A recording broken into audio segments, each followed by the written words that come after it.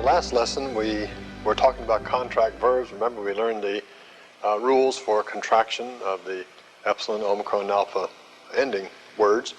And we left you with a chart and said, fill out your chart and we'll have one for you. So today we have that one ready. You see here on the board that we have the same chart that we had in the workbook. And I think we'll let the camera pan this and you can check your chart. You can see that this is the one that comes first. This would be the agapao, this would be phileo, this would be the lao. And then if you put an ending on with any of these, then the result would be at the junction.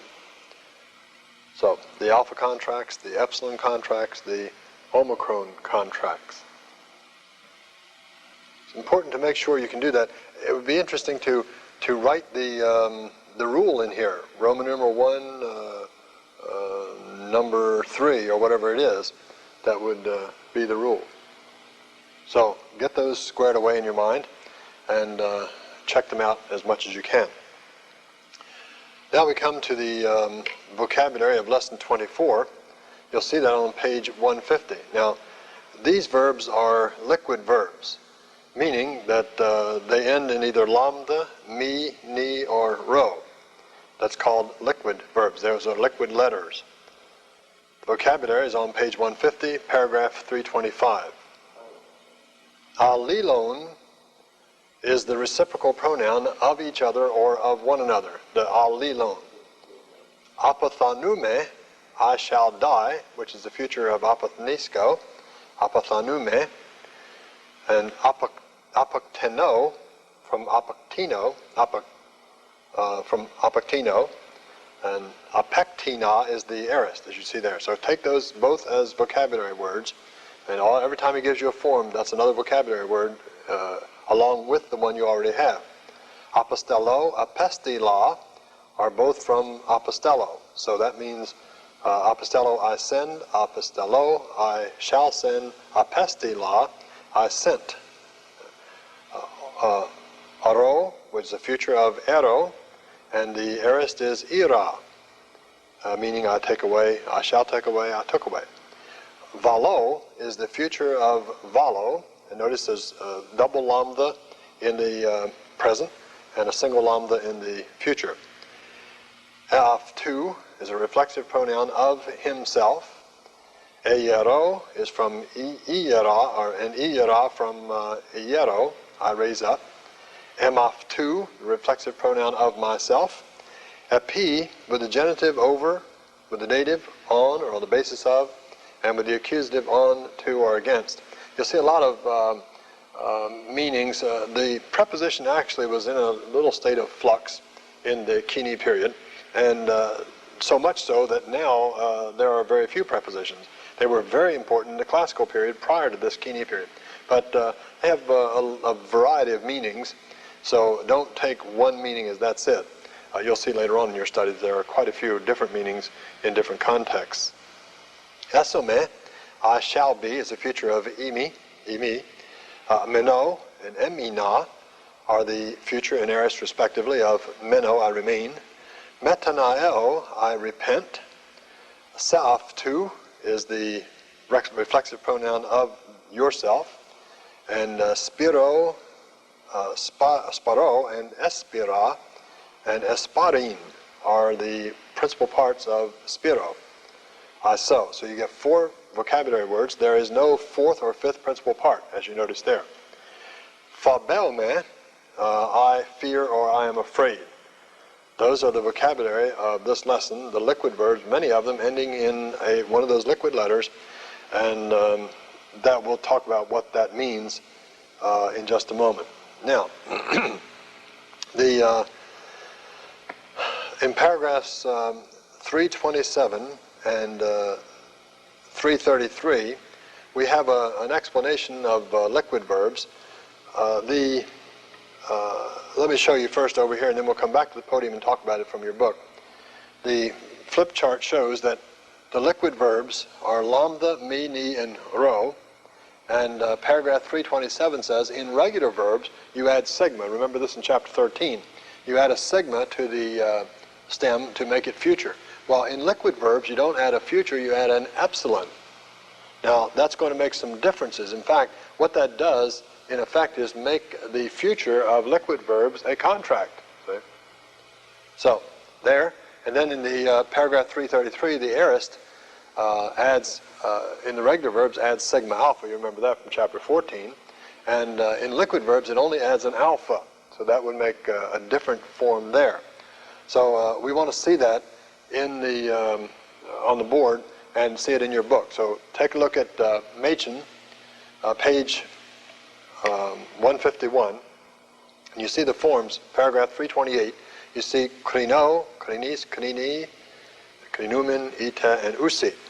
Now, on the board I have the principal parts of krino, the first three principal parts, the present, the future, and the aorist. Now, the present, as you see there, is being a liquid. There's no difference in the present. Ignore the present as far as that goes. The present will be completely regular.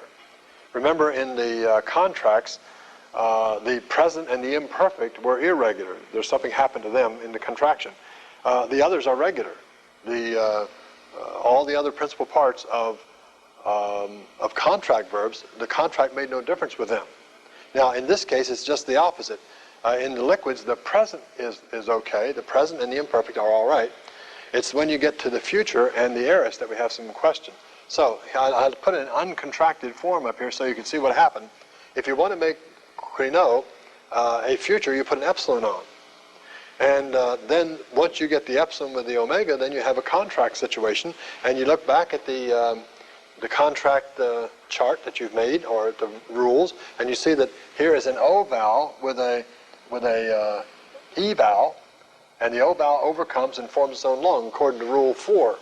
So this would be krino. That's the future. So it's really a contract situation in the future. In the aorist, instead of saying a sigma alpha, ekrin sa, it would be hard to say. And that's the reason, language is simply the way people talk. And so people refuse to say that sigma, and so it dropped out. Just the way you're refusing to say whom now, when you should. And pretty soon there will be no whom. All we'll have is who. So ekrina, the sigma is no longer there, and so it's just ekrina, the alpha only. And otherwise it declines exactly as you'd expect an aorist to do. So the liquids then are there, and with no problem, I think. Paragraph 335, he shows us the future indicative of imi, and then the other forms in this chapter, 337, 338, and 339. We have them on the board over here, and we should take a look at those on the flip chart. You see paragraph 335, esome e te methasta unde. Now, those are, if you figure consider the S, epsilon sigma, as the stem, then this will be very regular, just like any other primary middle. Right? Now, the only difference is that there's no variable vowel. There's no mistake here. There's no variable vowel supposed to be there. It's just este, not esete. Este. So note that, no variable vowel in the third singular. Then we come to the reflexive pronouns. In paragraph 337, you see the first person reflexive pronoun, of myself. Now, the of myself simply means that I'm speaking of something reflecting back to myself. Of myself. Notice that there are singulars and plurals here, and there are only 3.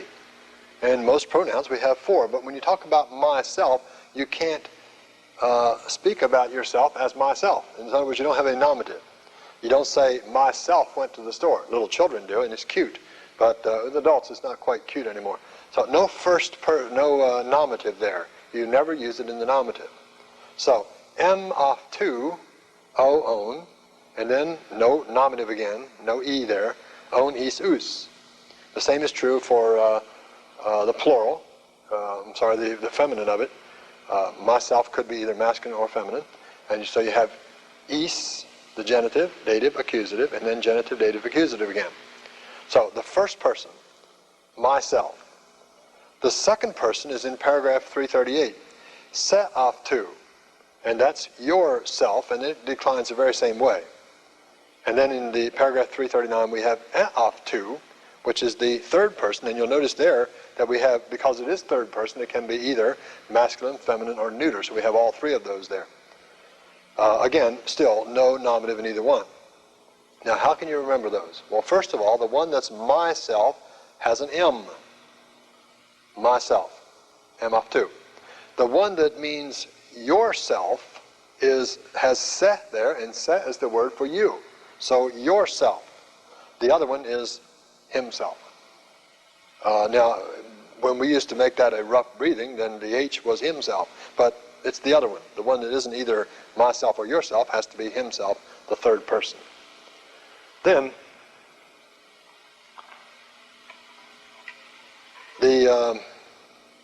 we need to talk about how to use these.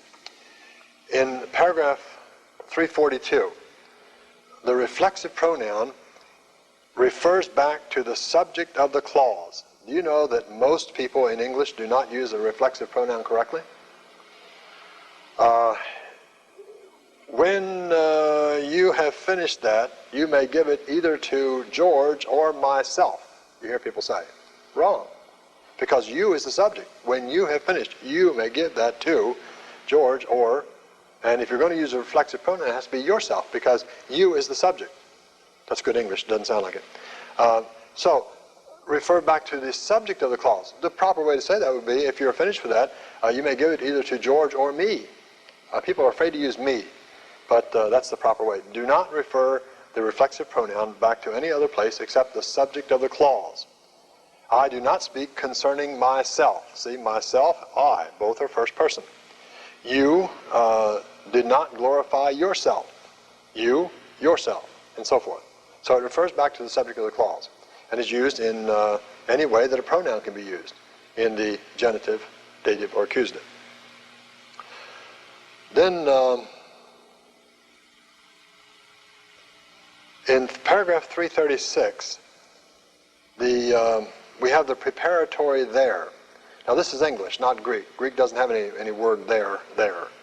For instance, he says, sometimes the there is put in to postpone the subject. I can say, there is joy in heaven. Well, there is not the subject, and there is not an adverb. Joy is in heaven, is the way it should be said. Joy is in heaven. And the word there really isn't a part of the sentence. It postpones the subject. It's easier to say. We have the same thing with the preparatory it. It is good, or something like that. It would be a preparatory it, postponing the subject until later.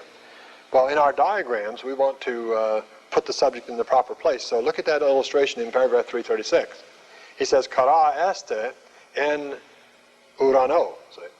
There shall be joy in heaven. But actually, joy shall be in heaven. The word there is just superfluous in diagramming or understanding the grammar. There were disciples in the house. The subject is disciples, mathite. See? The disciples were in the house. So the there is an English use, and there's nothing wrong with using it, but don't expect to find it in your diagram. There's nothing in Greek to correspond to that. Now, in paragraph 443, we come to the reciprocal pronoun.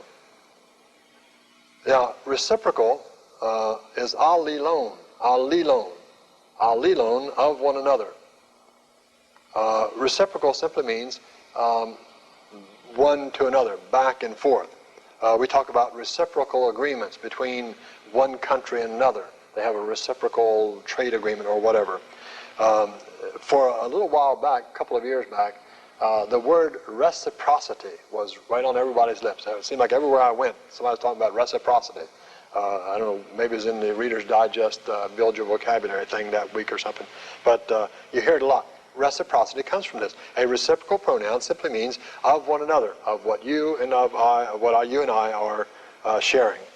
To or for one another, and one another. So it's only used in the plural, of course. You can't have of one another You can't have one another if you don't have if you only have one. So you must have at least two. So it'd only be plural. You can't have it in the nominative. So it only leaves you three forms: allelon, and allelis, and then allelus. So those three forms in the plural: genitive, dative, and accusative. Now, in the exercises, let me caution you about a couple of things. I can tell you one thing. In number 1 in the exercises, that's almost a direct quote out of 2 Corinthians 4:5. You may want to look that up in your Greek New Testament, 2 Corinthians 4:5 for number 1. And then the last word in number 5, sparen, that is an aorist passive. An aorist passive. So get that squared away in your mind, and you'll find the form of the aorist passive in the vocabulary. It's the next to the last word. And you can see there, esparin. Sparen is the aorist passive participle, so it wouldn't have a augment. And I think you can figure it out once you know that. It's the nominative neuter singular of the aorist passive participle of spiro. But you could look long and hard before you found that one, I think. Now, 1 John. We have the next two verses of 1 John diagrammed. Remember, you are parsing these, and you're parsing the verbs. You're diagramming the verse, and you are writing it out. So, this is verse 3. We announce to you also. Now the ket there really modifies imin. So you don't put the ket over anywhere else. It's a use that we found in previously in Machen, meaning also. So we announce also to you, and it modifies imin. We announce to you, line there, separating the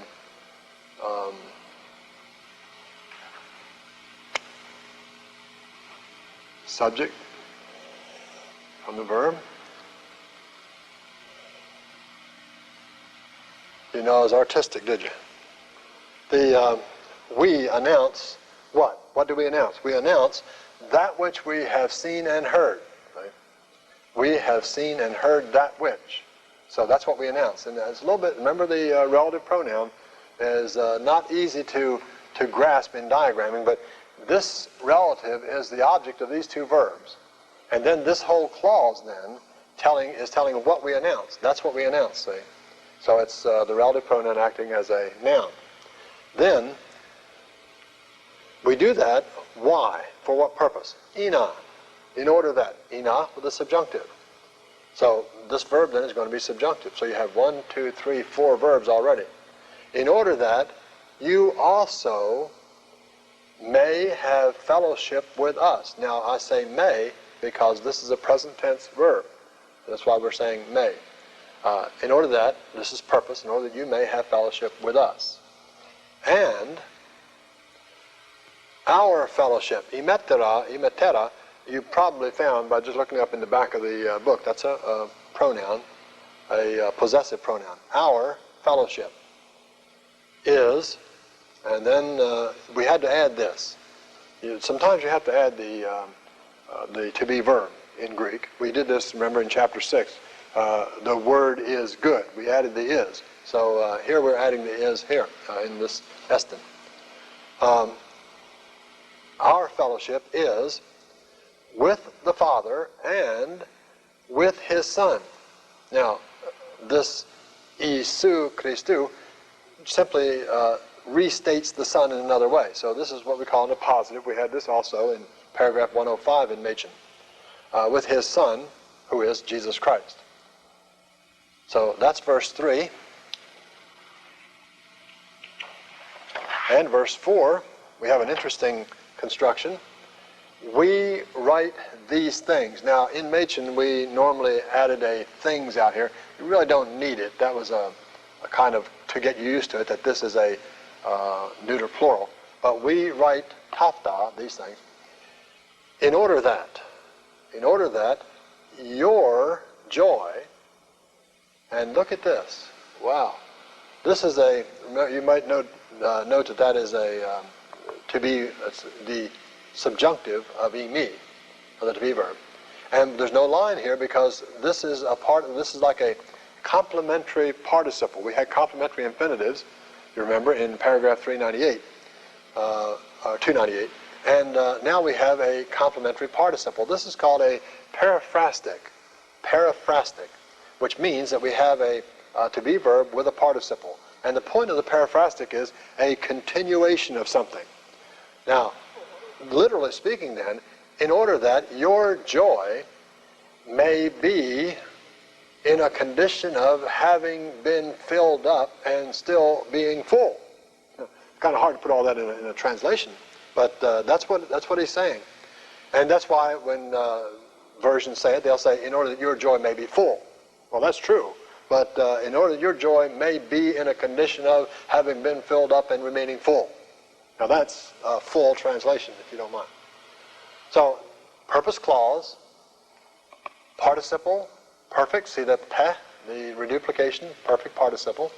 And you'll parse that too. So you have two to parse there and one here. Parse it on your parsing sheet so you can keep track of what we have here. Now, we'll come back next time. We'll keep on doing 2 each lesson. Now, in the classroom where we meet 3 times a week, we can do more. We'll do 2 each class time. So we get a little farther along on that. But for the most part, you're getting all the constructions, and you'll be able to go on and do this on your own. And if you'd like to, work on it ahead now. But I expect you have plenty to do with this. So keep on going with that. The next time we'll do verses 5 and 6 in 1 John, and then we'll do chapter 25.